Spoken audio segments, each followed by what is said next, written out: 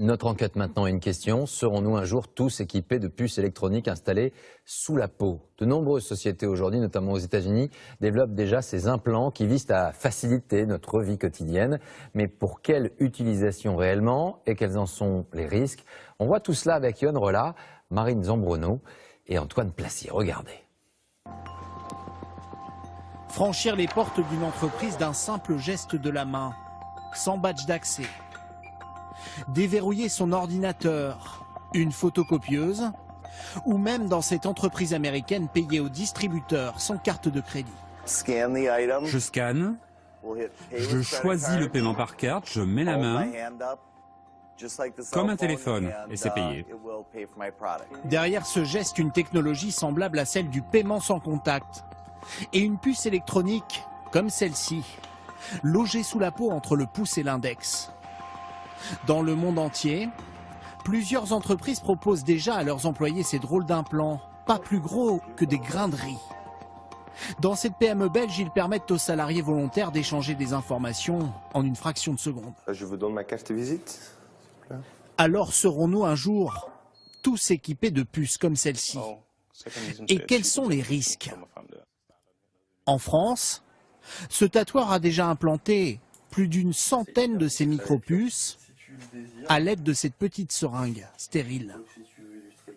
Et donc quand on est ici, on va implanter à l'intérieur vraiment de la peau, sous la peau. Une fois qu'on sera là, on va décharger la puce justement pour qu'elle arrive à l'endroit qu'on a choisi. Dans la vie quotidienne, ça ne gênera pas, même sur des mouvements de pouce, même en fermant le poing, toute cette partie-là est vraiment très très stable et c'est assez petit de toute façon pour que ce soit pas gênant.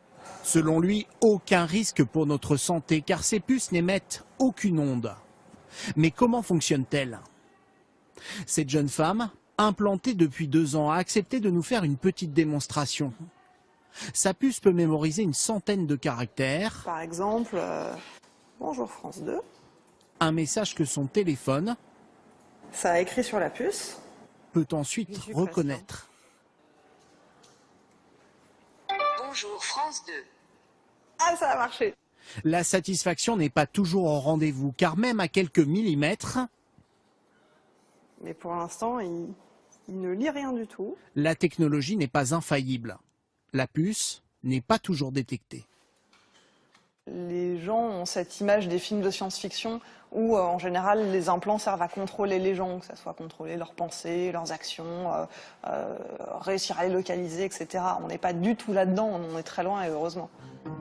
Difficile d'imaginer de telles puces remplacer du jour au lendemain nos documents d'identité, nos cartes de transport.